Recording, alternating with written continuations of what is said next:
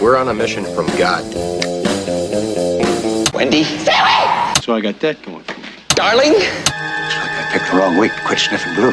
Light of my life. We enjoy your films. I am a human being. I thought they smelled bad on the outside.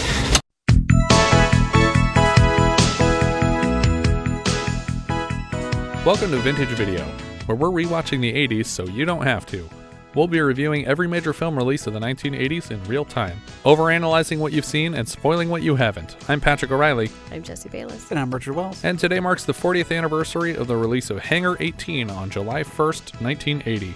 It was written by Ken Pettus, credited as Stephen Conway, always a good sign, based on a story by Thomas C. Chapman and James L. Conway, directed by James L. Conway, and released by Sun Classic Pictures. Sun Classic Pictures was founded in 1971 with the intention of producing and distributing family entertainment.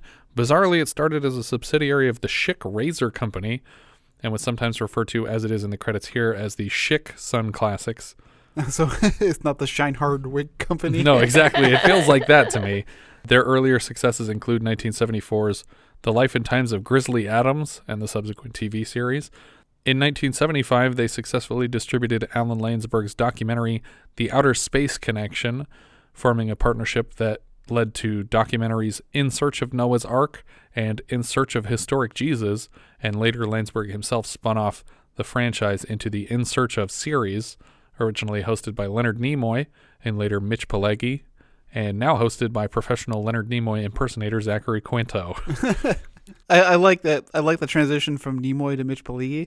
I think it's because you had Star Trek and then X-Files. Yeah. But then beyond documentaries, Sun is also known for Cujo, The Boogans, and Private Lessons.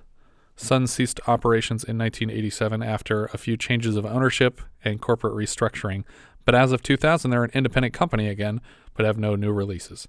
Their library is currently owned by a subsidiary of Paramount, and because of the popularity of Sun Classic's documentary offerings, Hangar 18 was advertised as though it were a documentary about alien conspiracies about to blow open major government secrets.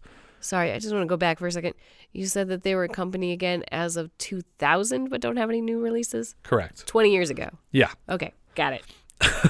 It is crazy. Having been born in 1983, I'm mostly familiar with Hangar 18 as the song that I couldn't beat on Expert and Guitar Hero 2 because heavy metal band Megadeth wrote a song inspired by this film for their album Rust in Peace. It was inspired by this film? Apparently. Anything was inspired by this film is kind of shocking. I think Capricorn 1 was retroactively inspired by this film. The film was shot at the Peyote and Webb Air Force bases in Texas. This might be our first film with an MST3K episode, although we did see some clips of I Was a Teenage Werewolf in the movie Corp. Hangar 18 was featured very early. This was the 19th episode of MST3K. It seems like a missed opportunity for Hangar 18 to be episode 19. But this was, it was actually before what is considered the first season. It's back when they were still doing like a public access show, basically. Yeah. And keep sharing the tapes. Yeah. They got in trouble because they tried to get underground. They went underground. Oh, yeah? And because people were taping the show and then sharing the taped shows with people who missed it. And obviously, they don't want you to do that. Right. Broadcasters don't want you to do that. They want you to tune in for the show. But they started putting things at the end, keep sharing the tapes or something along those lines, and I think they got in trouble for it. A cousin of mine definitely had every episode on tape. In spite of official denials, rumors have continued to surface about what the government has been concealing from the American public at a secret Air Force hangar. But now, with the help of a few brave eyewitnesses who have stepped forward to share their knowledge of the events, the story can be told. We open with credits in the NASA font. A NASA shuttle is delivering a satellite to orbit 10 minutes before the launch of what they're calling the first satellite. No, yeah, it definitely wasn't the first satellite. It could not have been the first satellite, but the guy says, this is the first satellite for us to launch, so this is a really big deal. And it's like, what are you talking about? It's 1980. Yeah, definitely other satellites have been up. Yeah. How did President Tyler call the shuttle if there wasn't satellites?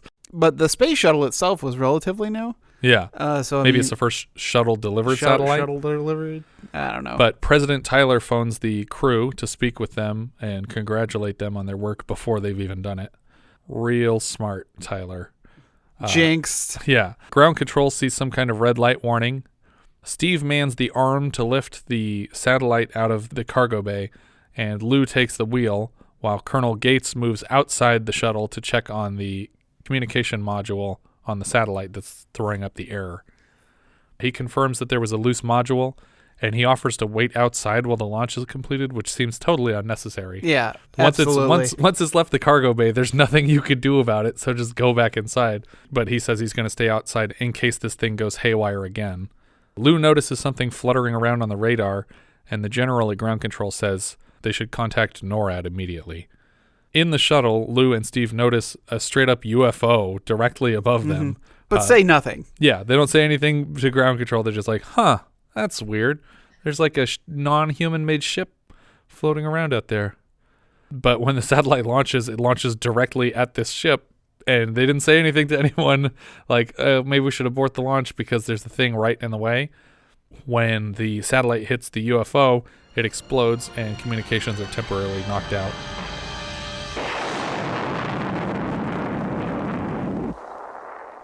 And not only that, Yeah. but oh my god. Yeah, this was like at the beginning of Saturn III when the guy like explodes on the bars and floats out. I was not expecting this so quickly in this movie, but Steve and Lou, looking out the window, noticed that Gates has been decapitated and his body is floating away from the shuttle. But his head is still in the helmet. Like Right. It's like full on Jango Fett. Yeah. Lou calls down to ground control and he says, "Hey, Gates is dead." And he's like, "What do you mean? How do you know he's dead? What happened?" And they're like, something with the explosion. It must have knocked his helmet off. And it's like, that's a nice way of putting it. His head is definitely not connected to his body anymore. But debris from the satellite explosion must have hit him. It's like, yeah, that's exactly what happened, I guess, because at first you're thinking, oh, there's aliens here that killed this guy and threw his body out. And it's like, no, it was literally just debris. Yeah, I was kind of waiting for there to be a bigger payoff on this story. Yeah. And I'm like, I guess they use it as a story point moving forward that it would be a news story that this guy died. But I kind of expected there to be a little bit more behind this. And there never was. So we move to NORAD at 3:10 a.m. They are tracking the UFO as it is crashing to Earth. Air search units are scrambled to Bannon, Arizona, where the craft is descending. Sam Tate in Arizona is driving his car when he sees the craft touch down, and he off-roads for a minute to get a look at it. He's shocked by what he sees, and then he drives away to notify the proper authorities, which I guess in this case is the Bannon County Sheriff. Or a search plane finds it from NORAD. A general hesitates to relay any instruction because he does not know what the hell to do with this thing. Harry Forbes, the Darren McGavin character, father from Christmas Story, is in ground control, and he is basically dispatched from that job to go investigate the crash site because he wants to keep it under wraps. The general says that the president has already been informed, and then he moves to inform the president, who he has not yet spoken with. Somehow, the next day, we still haven't talked to the president about, oh, by the way, last night, about 10 minutes after you called us, we found a UFO. Yeah. And we didn't think to call you back. We confirmed we're not alone with the universe. That We told a lot of people about it. Like, so many people know, and you don't know yet. But he speaks specifically with the chief of staff, who doesn't sound surprised at all about the news. He's like, hey, so I wanted to tell you we have an alien aircraft in our possession. He says, okay, well, we probably shouldn't talk about this on this line. Why don't you come meet me in person instead of like, what? You have what? You have a what? Like Bill Pullman in Independence Day. Could you say that again? Yeah. He wants to do the elaboration in person because the president is in the middle of a re-election campaign. And as you know, no president has ever been reelected the same year as first contact with an alien race has been made. Because that wouldn't look great if you were the president that made first contact with an alien race. You definitely don't want that on your resume, shaking hands with the alien president. Although this is pre-Mars attacks. Yeah. When the astronauts land, they want to speak with the Gates family, but are told that the Air Force is handling it. And they handle it all right. Uh-huh. Sam leads the Bannon authorities to where he saw this spaceship land, but it's already been cleaned up. I mean, not really, but for some reason he can't find what he saw the night before. Back in Houston, Mission Control refuses to share the telemetry reports with the astronauts, and they just assure them that everything's going to be fine, so please stop asking questions. The chief of staff for the president is weirdly worried that the press is going to get a hold of this information because the election is 2 weeks away and it's still too close to call. And for some reason, he thinks that discovering alien life would throw it to the other guy.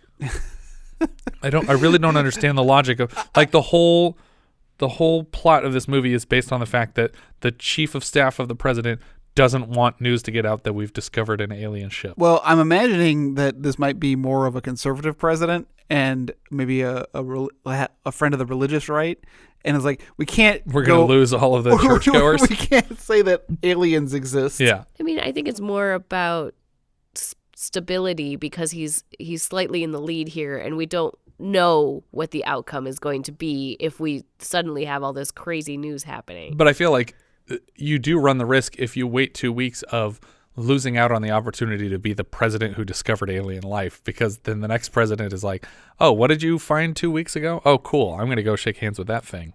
I also have a problem with this scene because there are two main characters named Frank in the same room at the same time. Yeah. I was like, okay. They don't even make a joke out of it. Like, Frank? No, not you, Frank. Frank. Yeah, exactly. So it's like the only time as a writer do you put two named characters with the same name is if it's a joke. Yeah.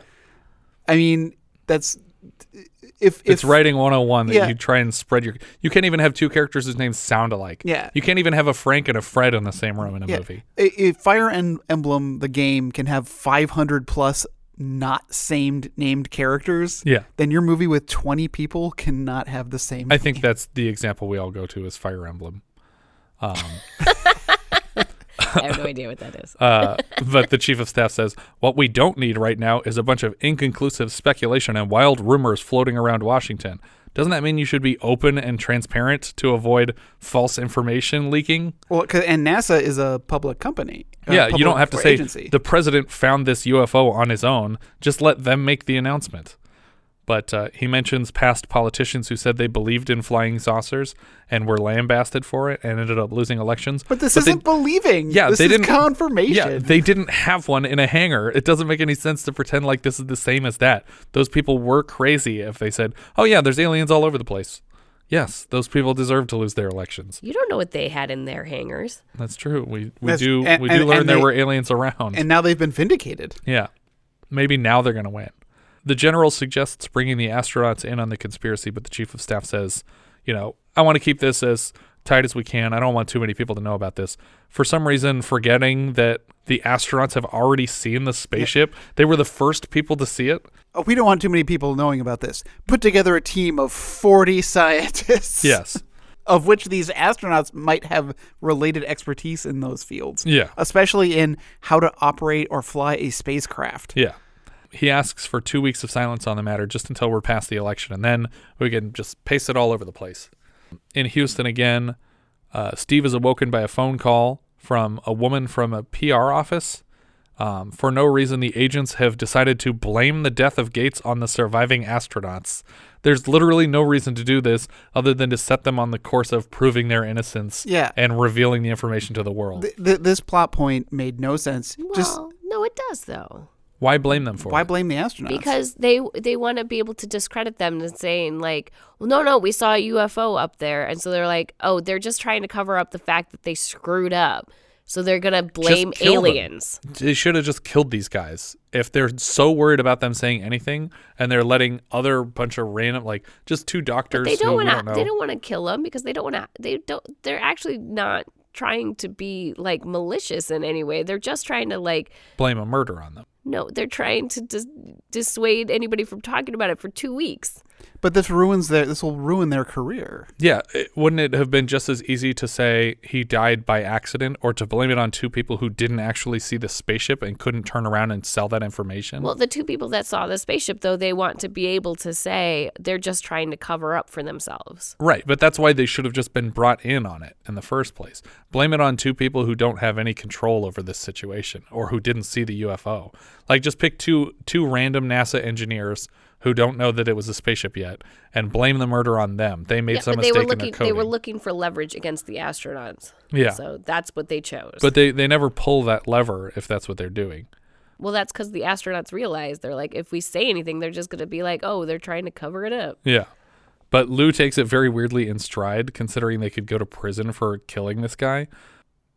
For some reason, he's certain that they have proof. He's like, oh, well, it doesn't matter because we got proof. And it's like, you don't have anything. You're not at work. And you go to work and they're obviously going to have erased it. But they head to Mission Control to check out the radar telemetry, and the craft has been erased from all the records. Which, if they're this easily... You mean the Pong game? Yeah. This ship weirdly bounces directly off the edges of the radar that you have. Like, what are the odds that it would hit right at the edge of the screen that you happen to have set up? But the other thing that's crazy to me is that they're like, oh, well, this was going to be our, like, super obvious proof that there was a spaceship there. And it's like, is that super great proof? Because apparently it's very easy to edit. You just go in and delete a character in the ASCII text of this animation. Yeah, see, and that's so funny because they all obviously have other comped in view screens that they use. Right. Not just on the alien spacecraft, but actually in, like, up on the view screens. There's literally a camera of, you should have seen this UFO in the shot. Yeah, and so it seems so weird that the computer that they're trying to look at this data is so dated. Yeah. When they were obviously willing to animate other telemetry up on these screens of, like, the orbital status and things like that. Just make this look a little bit better. Yeah. But while they're watching this footage, the first thing that Steve suggests is, well, maybe we did imagine it. It's like, what is wrong with you, Steve? Just go home. You don't make any sense. They try to check with Harry Forbes because they're upset about the telemetry being edited, but it turns out he's been reassigned. He arrives at Hangar 18, and he gets to see this ship in its unnatural habitat in this Hangar 18. Someone asks if there's any exterior damage, and Forbes says, no, we think it was a controlled landing. But I would also be curious if there was damage from when the satellite hit it and exploded. But the implication here is that, no, it didn't get damaged because it landed in a controlled way. It didn't crash land. But it's like, yeah, but we also fired a satellite into the side of it and killed everyone on board. Well, we don't know that yet. Yeah, and that's the other thing too is the spacecraft, I'm assuming, is more advanced, especially since it can move really quickly and then come to an immediate stop in a similar orbit as another ship. So it could probably also see that there's another thing coming out of it with an engine. They should have been able to avoid this fate. Yeah, maybe we should just move the ship just a little bit further to the right. Yeah. I mean, I think here they're just trying to establish that this thing is made out of something that can withstand a substantial amount of damage. Yeah, and I'm assuming they mean that it literally, like, the satellite hitting it did nothing to it. But then what exploded? Because the satellite doesn't have fuel in it. Well, it did, because it had a rocket engine. Was it going that far? Well, I thought it was already in orbit. They were literally depends on what kind of satellite it was. Yeah, was it an Earth satellite or was it a satellite that they were sending off to some other planet? Oh, okay, that's true. I didn't think about that. Forbes says that they also have a linguist and 2 medical doctors inbound. Steve and Lou remember another station called Crown Mountain that might have the telemetry recorded there also, because sometimes they record NASA missions. Paul, one of the doctors, joins Forbes and another agent, Phil, as they move inside the ship in Hangar 18. As they approach the entrance, the magnetometer. The magnetometer readings are rising. Steam is dissipating from the ship as a door unfurls in front of them. Now, what does that mean exactly? To me, that means getting more magnetic. Yeah, that's what it means to me. It means it's getting more magnetic, but there seems to be absolutely no signs of such things happening. Yeah. I still can't tell if you were being sarcastic about the pronunciation or not. The way you were smirking. Who knows? We'll never know. Inside the ship, they find what they think is an engine room. Walking further, a closet suddenly bursts open, and what appears to be a pressure suit tips out at them, scaring the hell out of them. But it literally just pushed itself out of this closet on its own. Nobody touched it. This whole thing is like a haunted alien house. Also, it's like a TARDIS. Yeah. Because it's like, is it really that big on the outside? There's so much walking to do on the inside. That's true. There's a second story to this thing. Yeah, they find an elevator to a higher deck, but you're right. From outside the ship, if there is a second deck, it's like you'd have to crouch to fit one person in it. Yeah. But so they climb into this elevator, which is actually just a triangle on the floor between 3 pillars. But they all get on it. Yeah. And they like, maybe go one at a time, guys. But they realize there's like a pressure sensitive button that they can step on to raise the elevator. So they all ride it up, and then they're basically in like the control room of this ship, the bridge, I guess, and they find 2 dead aliens in the cockpit, but the chairs inexplicably spin around to show the alien corpses to the people who just showed up. I'm not sure why that would happen. Mm-hmm. Back at the Crown Mountain station, Steve and Lou are surveying the telemetry recordings, which are back to normal. We see the ship floating around like a weirdo, and the guy there says, yeah, well, I'm glad you like this and all, but you can't have a copy of it, so I'm not even sure why I let you guys look at this, because I could get fired even for having you here. And they say, well, could you at least look at these telemetry readings and tell us where you think the ship landed? And he said, yeah, sure, I'll pull it up on the computer. But we've already covered that this was a controlled landing, so you wouldn't be able to tell from these telemetry readings where the ship landed, because it was being piloted once it entered the Earth's atmosphere. Was it? Yeah, see, because I don't think it is. I think it was some kind of autopilot, but Forbes says that it landed itself. Like it didn't just follow a trajectory and crash into the planet. It actually chose a place to land. Yeah, but I think that that what we established is that these guys were dead by the time that happened. Right, but they have a Tesla, and they told it where they wanted to go on the Auto planet. park. Yeah, just before it hit a pedestrian. Yeah, look, they're new. Okay, these UFOs are going to get better. Eventually, we won't even need the cockpits. It doesn't even need a driver. Yeah. We don't need the cockpit. We don't need those little drawers that we happen to pull out that suddenly make it rise in the air. At a bar in Bannon, Arizona, everyone's making fun of Sam for his UFO sighting. And outside, we see a pair of MIB agents are basically hired to follow Sam around town. The chief of staff is informed that Lou and Steve are headed to Bannon now because that's where the computer told them that the ship landed. And he recommends getting Sam, the guy who saw it land, a job somewhere in Washington, D.C. to shut him up because he's like a contractor. And he's like, we got to have some government work out there. Just give him a job and he'll shut up. And he's basically done with this movie now. We'll never see that character again. Yeah. It seemed like he was going to play a big part, or he was going to have some sit down with the astronauts. Well, there's even an even more important character that we have one shot of and then is never seen again. Never comes back. But yeah, the medical team rushes these 2 dead aliens out of the ship and into some observation rooms where they're going to, I guess, perform autopsies on things that they don't know how to tell if they're dead or not. Forbes finds a human woman in a chamber on the ship. Apparently she's still alive, like she has a pulse or something, but the doctors here specialize in alien anatomy and can't do anything for humans.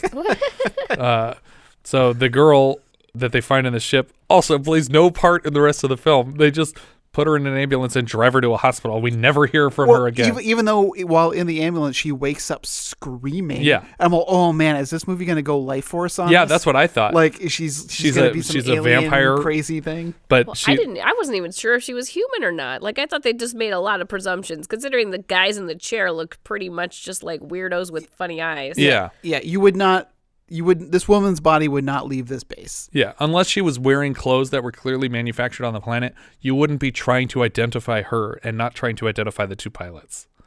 So they put her in an ambulance as she leaves, and it plays no part in the film that they sent her to just a hospital down the road instead of taking care of it in secret like they would have. We don't find out anything about her. Like, nope. Nothing. There's no backstory to understanding, like, was she abducted? Was she We don't know if she's an alien or a human or what. We don't know what's happening. Yeah, it's totally pointless.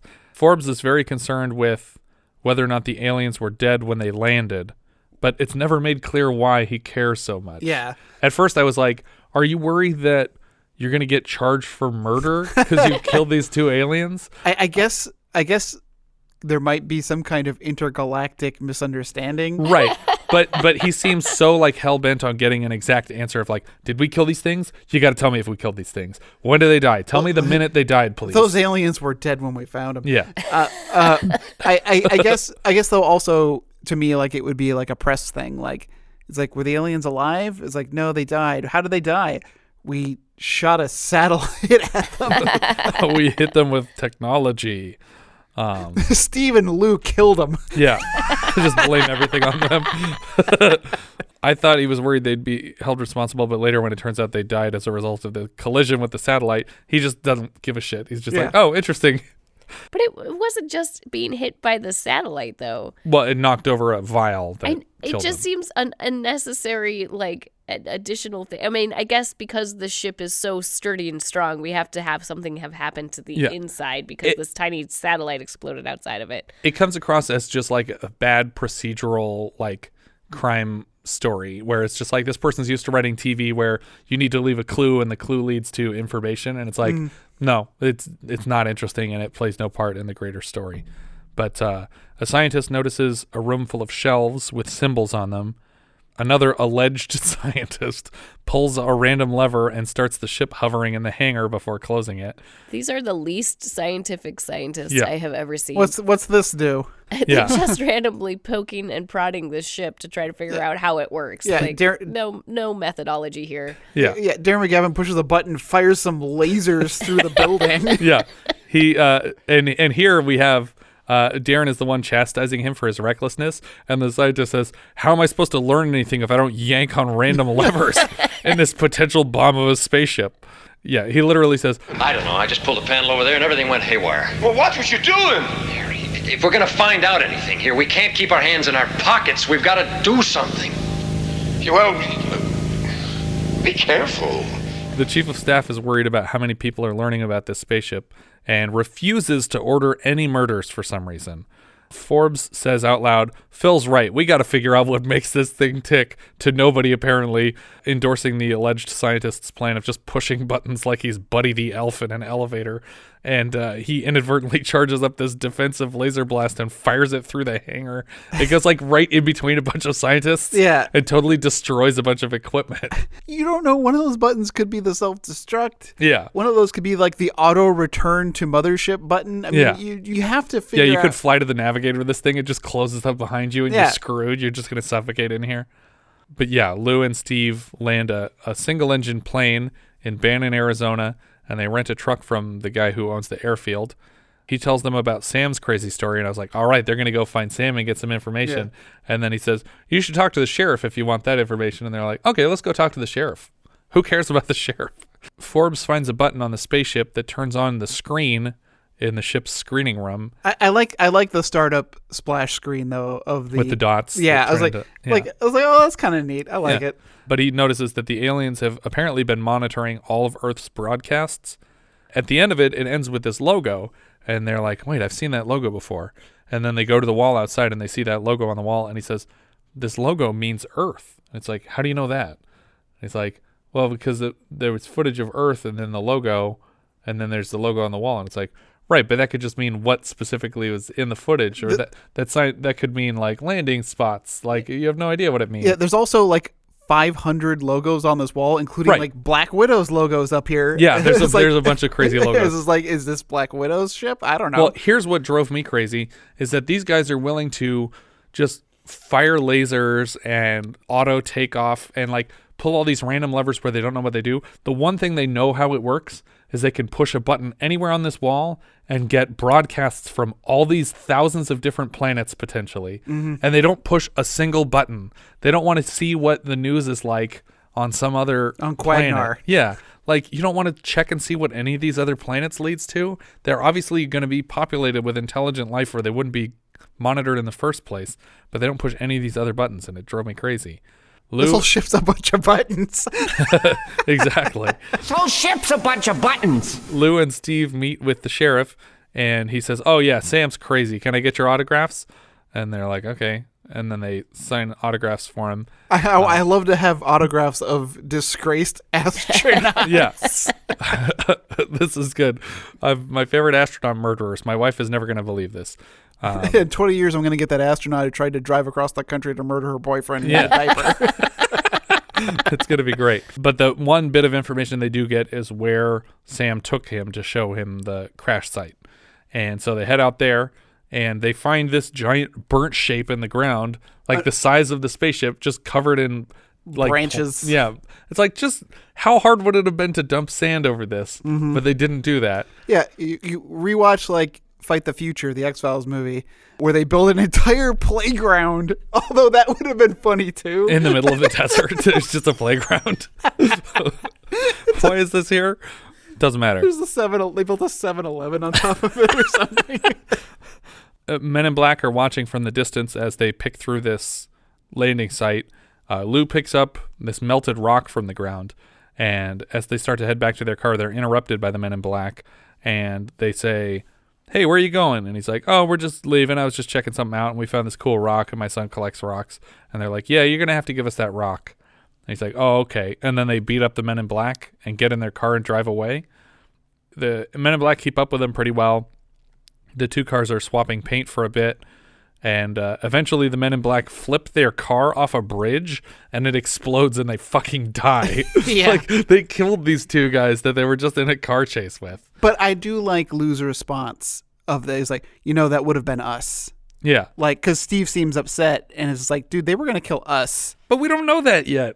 We just know they were trying to apprehend you. They could have been just trying to do a pit maneuver to arrest you peaceably, and you murdered both of them. So now you are murderers. I don't know. It seemed like you were defending your life. I don't know. I'd be okay with it. The chief of staff seems very reluctant to kill anyone on purpose. I think Robert Vaughn is just like, Yeah, he uses that.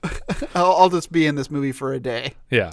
An expert tells Forbes that the symbols on the ship match ancient Egyptian fonts and crop circles from the past. Well, I think they were like Aztec Indian. Oh, was it? Okay. Because they mentioned Mexico. Oh, okay. But it could have been like Incan, like Nazca lines or something. Yeah, that's what I thought that they were going to go with, but they kept saying Mexico. Yeah. And I was like, because Nazca's lines South were in America. South America. Yeah. But they mentioned a couple different, they mentioned the lines in Mexico, and then they mentioned the Mexican pyramids. Yeah. Again, and he even specifies these are bigger than the ones in Giza. Yeah. And I was like, why are we spending so much time here? Is that why the ship is vaguely pyramid shaped? I'm only assuming that that's why it's in that kind of stepped pyramid shape rather than like the triangular tetrahedron. But anyway, the astronauts that survived this car chase go to meet with a professor they know. I guess he's nearby, and they show him the melty rock, and he goes, "Yep, that is a melty rock.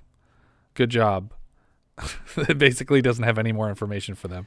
But I almost wonder, because the Men in Black knew they were going there, if they had gotten to the scientists first. Yeah. And just tell them it's a melty rock. Tell them it's a melty rock. It could have been anything. Don't tell them that on the other side is a corporate logo that leads to all the information on our website, because they had a website.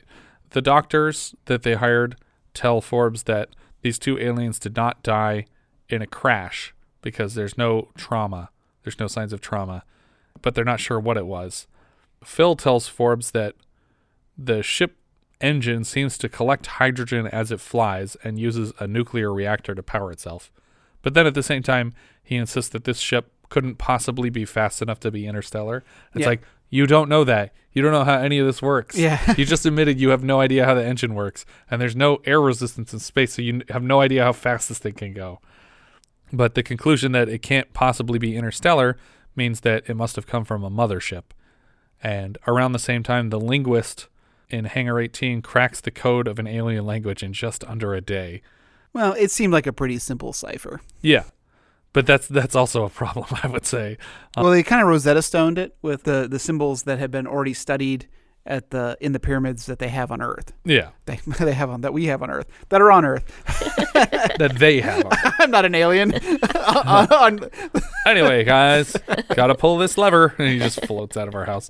The astronauts decide that since this leg of their search has been fruitless, that they should try another path, and they think, well, if the ship landed here, then the government would move it somewhere near here, probably, and the biggest thing near here that could handle it is this lunar landing hangar that they're aware of. It's like an experimental lunar landing hangar, and it's right here in Texas, and it's called Hangar 18, and they know exactly which building on which Air Force base it would be. It's like Hangar 18 is well known, I guess, in NASA. I guess. Maybe you don't want to put it in the well-known NASA Yeah, don't hangar? put it in the first place they would check for it. Forbes reads the scientist the full text of the alien documents. He's like, all right, he figured out their language, so he printed out their Wikipedia, and I read the whole thing already, and it turns out that these aliens created us, and God doesn't exist, and let's call the president. Everybody's freaking out about it in the room. All the scientists are like, do you realize what you're saying?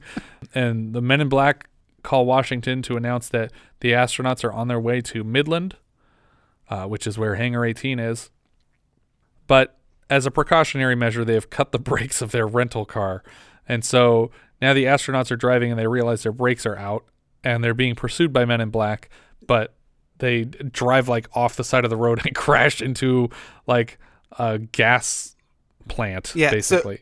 So he's pumping the brakes and he's, oh no, the brakes are out. I was like, okay, well then try the emergency brake. He's like, and the emergency is like, okay, well then shut off the engine. Yeah. That is the next step you do. You shut off the engine. Or you could step on the gas and go much faster when you realize the brakes are out. But they build up enough speed to go flying over a bridge off the side of the road and into literally like a gas plant. But they crash into it like pretty harmlessly. Nobody gets really hurt that bad. And I thought those barrels were going to blow up. Yeah. Like, I thought there was going to be like a risk, like maybe not kill them, but the barrels were going to like catch fire. It's like, we got to get out of the car and then have like a big cool explosion or something. No. They just hit some barrels. Crash. They get out and they're running around this refinement plant, and the men in black are chasing them. I think they fire on them a couple times at this gas refinement plant. They decide to steal a tanker truck to be safe. Yeah. The best thing to do if you're getting shot at is to hide next to hundreds of thousands of gallons of fuel. They won't shoot us now. Yeah. The gasoline will protect us. Yes. Lou decides to drain the gas to keep it from exploding. I thought he was going to drain more of it. But he just he pulls the lever to let the gas out on the road. He literally climbs out of the truck while it's driving to open the valve on the back of the truck. It's like a Mad Max scene where he's like climbing along the frame of the truck, and he keeps almost falling off the side and catching his grip. While he's letting all the gas out, he's also carrying with him a road flare that he found in the glove compartment. This movie sets up things really well. Like almost too well, where it's really obnoxious. Like where he finds a road flare and he looks at it and you just this long camera shot of him pocketing this road flare. Like, what are you going to do with that? I guess that'll come into play later. I already know for sure this is going to work out. You know what I thought was going to happen? What's that? Because he fumbles around with the fire extinguisher. It's like, oh, it's going to be a fire extinguisher. He's going to spray on their windshield. So they're not going to be able to follow. Yeah. And we're going to kill 2 more men. No. He does anyway. Well, that's what I'm saying. Like, the fire extinguisher would, like, disable them. Like, be like, we can't see. Versus, I'm going to blow these guys up with gasoline. I've already decided I'm cool with killing men in black. I've got a taste for murder. I got to commit more. Yeah. So he pours gas in the road, and the guys are just driving through it because they have to stay in pursuit of this truck. But then he shuts off the valve. Yeah.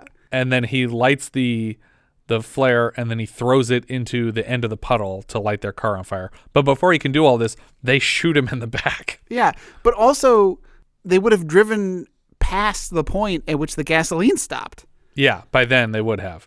But maybe they're implying that the car is like wrapped in fumes from driving through the puddle for a while. Could be. But either way, the car is immediately completely engulfed in flames, and 2 more men in black are killed.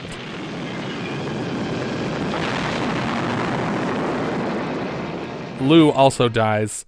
He basically falls off the back of the truck after he gets shot and is drug along the road for a while before he lets go.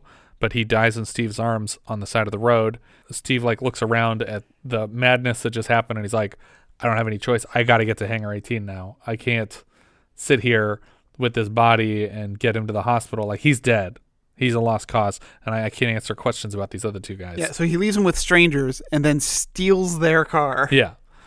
The doctors tell Forbes that the aliens apparently asphyxiated because when the satellite hit their ship, it knocked a dangerous vial onto the floor of their ship. And Forbes is like, how dumb of them, stupid aliens. Like, do they expect you to do that? I doubt it. I really want the aliens. I really want to reshoot this scene of the aliens in their seats. Like, Carl, do you have to keep that vial of the sodium sort of right on the edge of the counter? It's fine. It just makes me nervous. Okay, I'm just putting it out there. It's on the record. I said something. I would love to also see where the next ship comes down and they're like, hey, so we sent a couple guys down. They were going to give you like a bunch of technology to help your society work better. Do you know what happened to them? Oh, yeah. Steve and Luke. These shitty astronauts we have. But yeah, the general speaks with Forbes on the phone. Apparently, having only just now learned that Steve and Lou were blamed for the accident, like he just doesn't read the newspapers, I guess. Well, and so Forbes is like, "Wait, what is it? What is this? How many days have they been on the lam?" But the general says that he has no idea where the story came from. It's like, who did it come from then? If the general in the Air Force didn't do it, well, I mean, he's lying. Yeah, but he's like, I don't have any idea where it came from, but I can assure you that it has nothing to do with the spaceship.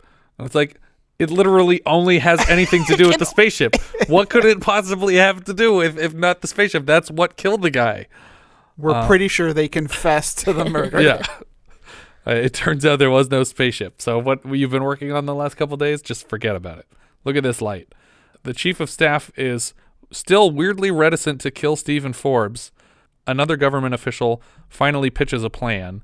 And what they're going to do is they're going to crash a plane with a bomb in it into Hangar 18 and just destroy all of this supremely valuable information to help someone's re-election opportunity. Yeah. I thought for sure that they were going to crash a passenger plane. Yeah. I thought it was like... That'd be a much bigger deal, but a bigger cover-up. I don't know why. I thought it was like, oh man, are they going to crash a passenger plane? Because he says planes crash every day. It's like, what? I thought it was going to be like a jet. I didn't think it was going to be like one of these tiny little planes that we've been flying the whole time. But also, they didn't put anybody in it? Yeah, it was piloted remotely, yeah. Which I think is crazy. I mean, it felt not like a piloted remotely thing. It felt like I'm going to put a brick on the accelerator type of thing, which you don't really want to do with a plane with a bomb in it. It's just like, oh, it's much windier than we thought. I'm sorry, sir. But the plane landed off course. I was kind of hoping like the guy who was in the plane with the bomb was like, yeah, so we're going to need a body on the plane. So they seal him. Yeah. But that doesn't happen. Yeah. You know, like Bane, like someone has to be on the plane. A video playing in the ship identifies a lot of seemingly important locations. We see power plants, military bases, industrial complexes, and a lower third in alien font is unreadable. I assumed these were all targets that the aliens had their sights set on. But Steve gets to the base. He's able to avoid arrest for a while. They chase him toward the hangar where the ship is because they secretly want him in there when the bomb goes off. And they load this extremely large bomb into their kamikaze plane. Steve jumps out to attack someone pursuing him and finds out that it's Forbes and that Forbes is still a good guy. And he's like, come with me to Hangar 18. I want to show you the spaceship. Everything's okay. Except Lou is dead. Yeah, Lou's dead. Sorry about that. And he's like, that was the most like uncomfortable, awkward acting scene in the movie where he's just like, well, what are you talking about? Like, they blamed us for that kill. And he's like, yeah, I know about all that. And he's like, and Lou's dead. He's like, yeah, I heard. That's rough. That's rough, man. I'm real sorry. And he's just like, what the hell is going on? And he's like, well, look, we're going to get to the bottom of this. Also, like, but check out this spaceship. It's super cool. For some reason, the Darren McGavin character is wearing this really high turtleneck that looks like it's choking him. And somebody goes like, well, I don't know, but we're going to have to get to the bottom of this. Like, he looks so uncomfortable and weird. And the angle that it's shot from, it's like a low angle looking up at both of them as they're arguing. A lot of the angles are real low. It's like they had like standing. Noodles McIntyre was their cameraman for this whole thing. It's very weird. I don't know who that is, but that name is so You don't know hilarious. Who Noodles McIntyre is? No, but that name just got me. It's from UHF. It's Billy Barty was the cameraman for all their news segments. So he's shooting up at Fran Drescher at like a 45-degree angle. And she's like, I'm looking everywhere, but I don't see a Noodles McIntyre. And he goes, Macintosh at your service. Because his name's actually Noodles McIntosh. And I said it wrong. So they all head into the spaceship. And what I thought were targets are now identified by the linguist as designated landing areas. These are all places that the mothership is going to send vehicles to. It still sounds like targets to me. Yeah. Well, like landing spaces, like this is another thing in this movie that never goes anywhere or pays off. Like every time they do something that I'm like, oh, this is going to be interesting. This has potential. It just stops. It dies right there. Right. But I'm fine with that if what's about to happen was going to be the end of the movie. Yeah, I got real mad with the voiceover here. Oh, yes. So immediately after they translate this and they say, oh, designated landing areas. This is where the aliens are going to come down and try and meet with us. And then the plane hits the hangar and it explodes. Yeah. And the whole thing is destroyed.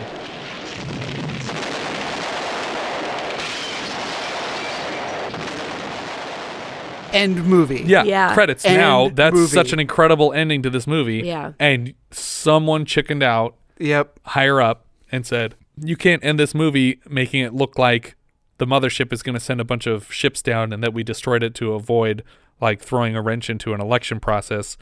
So when the smoke clears, we see that the ship is completely untouched.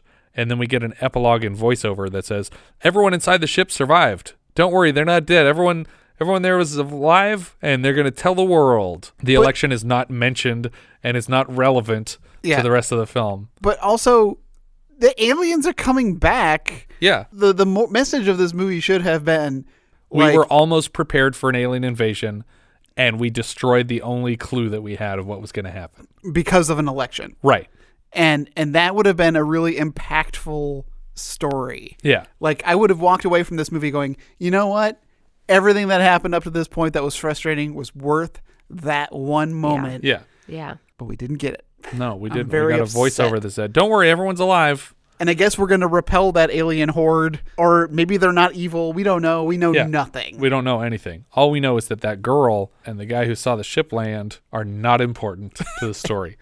Well, we didn't really mention the part either about the whole evolution thing. Well, that was what I meant when I said like there is no God. Is what they learned from this alien Wikipedia. But it's basically just like, oh, they planted us here and they changed our DNA. No, they planted us here and mated with like the prehumans. Yeah, primates or Neanderthals or something. They were fucking so many monkeys. Well, that's what I imagine we'll do when we find a intelligent life somewhere. We're just like, all right, can we fuck it? Our director here was James L. Conway. He directed. We don't have more to say about this movie? No, we're done. Okay. No, we're good. Let's keep going. There's so many strings that just get dropped. Oh, it drives me crazy. Yeah. I mean, the dead astronaut guy, the human woman in the spaceship, the landing sites, the evolution thing. Like, none of those stories, they all had potential, and none of them go anywhere. I feel like this was a much longer movie, even though this movie seemed like it went on forever. Yeah, it was only an hour and a half. I mean, it's like 96 minutes or something. When it was done, I was like, there's a lot missing from this movie, right? Yeah. Here's another thing. I think maybe Steve and definitely Lou would never be allowed on a space shuttle. Yeah. Like, they're the wrong shape. Like, you have to be like peak physical condition to be allowed anywhere near a space shuttle. Right. These guys would not have been, they wouldn't have made the cut, I don't think. They're the wrong stuff. Nice. How long have you been waiting for that one? That was fresh. They're also the least interesting characters in the movie. I liked Lou, but only because he's like every reaction that he had was the exact wrong not reaction that I would have. Where he was just like, "Oh yeah, they framed us for murder. That makes sense. Well, we got a big bucket of proof over here. I think. Let me go check and see if there's still any proof in this bucket. Oh no, it's empty. Okay." Well, I wanted to make some comparisons to the movie Sphere. Okay, not Capricorn 1. Not Capricorn 1. Okay. Just only because of like there's some interesting like side things. I'm not saying that Michael Crichton ripped off anything from Hangar 18. I just I had a lot of Sphere vibes when they were investigating the ship. Yeah. Because in Sphere they put together a team of a mathematician, a biologist, and an astronomer to go. That's how all of Crichton's things go, though. Yeah, yeah. Like that's how that time travel one went. That's how Jurassic Park goes. Mm-hmm. Like, but they also find dead humanoid in the ship. Oh, okay. And they're trying to investigate how they died. It ends the same way, where it's destroyed. But this is before Life Force, though, too. And Life Force Correct. has a similar stuff. Also very, very similar in Life Force. And you mentioned the Flight of the Navigator, which I also feel is like a good comparison about when you find a ship and keeping it secret and moving it to a facility and studying it properly. And I think all those movies did it better. Even Life Force did it better. Even Life Force? Life Force is incredible. No, Life Force is That's amazing. definitely Toby Hooper's second best movie. Oh my God, it is so great. I mean, depending on what you think Poltergeist is. I guess it could be his third best movie. We're not talking about Invaders from Mars? No. No, I don't think so. But I also think that this movie basically wanted to rip off Capricorn 1, and they were like, what if they did Capricorn 1 but there were aliens? And that's basically all this movie is.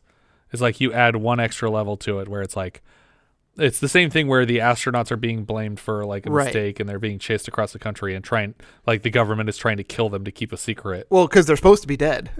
Right, exactly. But that movie is just about they faked the moon landing and these astronauts aren't playing along with it. It's so strange, like the aliens feature so heavily on the box art of the art. Yeah. Anything related to the art of this movie has one of the aliens like in that bug-eyed death stare. I feel like the only reason that their eyes were open on set is so that they could use pictures of them and not give away that they're dead for the entire movie. Mm-hmm. But yeah, it's weird. It's a weird choice. And also, like, this isn't a comparison to Sphere, but this is from the movie. I have actually not read the book, so I'm embarrassed to say. But Samuel Jackson brings up a point of we should probably not go into the spaceship because we assume that these aliens are always going to be human and biologically similar, but they could inhale oxygen and exhale cyanide gas. We have known nothing about their biology.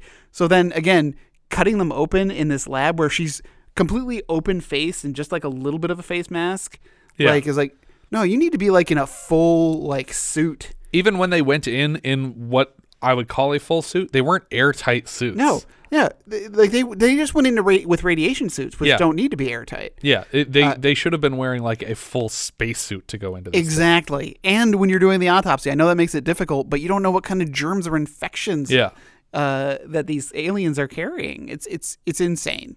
Yeah, these aliens are filthy.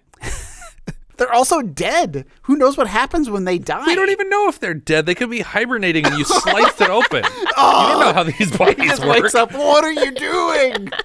It speaks fluent English. I'm so sorry. I thought you were dead. Why? Did you take my pulse? I didn't know if you had a pulse. I'm a human. So our director here was James L. Conway. He directed In Search of Noah's Ark and Grizzly Adams episodes for Sun. He also did Earthbound, The Boogans, and a bunch of TV. He directed 7 MacGyver episodes. Yeah, he did. Ranging in quality from Birthday to Hell Week. I would say that's his worst and best episode. Okay, I was going to say Hell Week is his best. Yes. Yeah. Hell Week is the one where they build the machines to lock all the doors in the dorm room. Ryman and Son. And the kid steals a nuclear bomb. It's Professor good stuff. Ryman and Professor Son. He also directed episodes of 4.5 Star Trek series. The half is Orville. He's directed some Orvilles. He also directed 8 episodes of The Magicians. Writer Ken Pettus is credited here as Stephen Thornley. He's written for lots of TV series that have been adapted into films in the last 30 years, like Wild Wild West, Mission Impossible, Green Hornet. The story here was by Thomas C. Chapman, who also wrote The Boogans, another Sun project. Uncredited story credits went to Stephen Lord and David O'Malley. Stephen Lord wrote a lot of old TV stuff, Original Outer Limits, Fantasy Island, and Chips. And David O'Malley wrote Fatal Instinct, which is a parody of Basic Instinct and Fatal Attraction, directed by Carl Reiner. The music here was by John Kakavas, who did the Kojak theme. And then into our cast here, Gary Collins was Steve Bancroft. He plays Cy Jordan in Airport, the first Airport movie. Robert Vaughn was Gordon Cain. He plays Ross Webster in Superman 3. He's Gelt in Battle Beyond the Stars later this year. Yeah, we're going to have him in Battle Beyond the Stars. And we have him as Colonel Masters in Chud 2. And he also played Dick Lecter in Pootie Tang. Which is bring up the Magnificent Seven? Sure, he's in there too. James Hampton was Lou Price. He plays the dad in Teen Wolf. He's also the uncle in Teen Wolf 2 because that's a cousin. Bill Gibson in China Syndrome, and he plays Jerry Woolridge in Sling Blade. Pamela Bellwood was Sarah Michaels. She plays Carol in Serial that we covered earlier this year. She plays Lisa in Airport 77. She's also Peggy Ramsey in 2 Minute Warning, which, if you haven't seen it, is a movie about a guy trying to kill a bunch of people at a football game. Yeah, it's really good. Stephen Keats was Paul Bannister. He plays Jack Toby in Death Wish. He plays Chuck Wade in The Last Dinosaur. And he played Robert Mashevsky in Black Sunday, which, if you haven't seen it, is a different movie about guys trying to kill people at a football game. William Schallert played Professor Mills. He was Dr. Greenbush in Inner Space. And Wesley Hodges on The Torkelsons, which I used to watch. He's a Joe Dante regular. Yeah. He's always worked into one way or the other. Bringing up Matinee previously. Yeah. And he plays the doctor in the Mant Okay, movie. yeah. Half man, half ant. Darren McGavin is Harry Forbes. He plays Billy Madison's dad. He's also the dad in A Christmas Story. And he is uncredited as Gus Sands in The Natural. He's so great. The Natural is one of my favorite films. Yeah. For those of you who don't know it, it is a movie about baseball, but it's also like grounded in like Greco-Roman myth. Interesting. It's so supernatural and bizarre. It's not saying like you won't say, oh, like you're not going to like identify any specific mythology, but it is about mythology. Yeah. And it's so good. We also had Stuart Pankin here as Sam Tate. We just had him as Dudley in The Hollywood Knights, the kid whose costumes keep getting stolen. He also plays plays Jimmy in Fatal Attraction, which is the real movie that was half parodied by Basic Attraction or Fatal, whatever the other movie was called. Honestly, whenever I try to say the Fatal title, Instinct. I always say the parody title because I don't remember what the other movies are called. He also played Sheriff Parsons in Arachnophobia. We had Bill Zuckert as Ace Landon here. He plays Mr. Finkel in Ace Ventura. You're another one of them hard copy guys. And he's also Mr. Menges in Critters 3, which I believe is the feature film debut of a young Leonardo DiCaprio. Ed E. Carroll plays Men in Black Officer Number 3. He played the thief in The Thief and the Cobbler. He did the voice, yeah. Wait, no. Jonathan Winters did the thief. Well, he's credited as Thief in Thief and the Cobbler. I wonder if there might have been another thief, but because the main guy is Jonathan Winters. They also went through several voice casts. Correct. Sean Connery at one point was in the movie and things like that, so that could have been too. John William Galt plays a NASA official. He plays LBJ in Forrest Gump and JFK, and he's also the warden in Problem Child 1. I also like Galt from a Deus Ex, a game, video game from the year 2000. From the year 2000. But because I was looking up his credits, I was like, oh, he was in Deus Ex? Awesome. Nice. Well, the next time anyone asks you who is John Galt, you can say he played LBJ in Forrest Gump and JFK. And then they'll be confused why you said that. Chess, up or down on this one? I'm gonna give it a down, I think. I'm just happy that it was reluctant. I'm giving it up, but I understand completely. Richard? I'm giving it a down again just because of that ending. Yeah. I cannot stress my disappointment in this ending. No, it was sad. Overall, it's a messy movie. All of Darren McGavin's scenes seem like they were improvised. Yeah. Like he just did not bother to read the script and just tried to say whatever he thought was appropriate at the time. You know, there was also too many dudes in this movie. Oh, totally. Well, I mean, not only was there just a general lack of women in this movie, but there was way too many characters for this story to support. I kept getting confused as to who everybody was because they all looked the same. And I was just like, who are you people? Why do you matter? No, it was for sure a mess. So, yeah, what are we doing list-wise, guys? Richard, do you know where this goes? I think I'm going to put this just below A Small Circle of Friends. Okay. Which is just above Humanoids from the Deep. Okay. Wait, above Humanoids? Above Humanoids. Oh, that's wrong. Oh, no. You have to fix that. Humanoids is classic. There's literally nothing wrong with Humanoids. It's the perfect film. That's why it's on the top of my list. It's definitely not. Jess, where's this going on your list? Oh, God, this is hard. I think I'm going to put it above Holy Moses and below Herbie Goes Bananas. That's fair. I think that's accurate. That's definitely true for me too, but there's So many movies between those. Actually, there's not. There's only 4 movies between those for me, and I'm putting it directly in the middle of those 2 movies. For me, it goes between The Children and Death Ship. So just below The Children and just above Death Ship for me. Is that up pretty high then? It's not super high. The Children's pretty low. But I actually was thinking if there was a shot where they fired at them on the gas refinement place and it hit a pipe, that I would recommend this as a double feature with The Children. Like they shot a pipe at the refinement place and then that caused the gas to leak. I also forgot what The Children was just now. I was like, what the hell is The Children? I'm actually surprised that you have The Children above Death Ship. I am too. But I do, apparently. I think if I had to choose between rewatching one of them, though, it would be The Children. Oh, really? Yeah. Okay. I think that's everything for this one.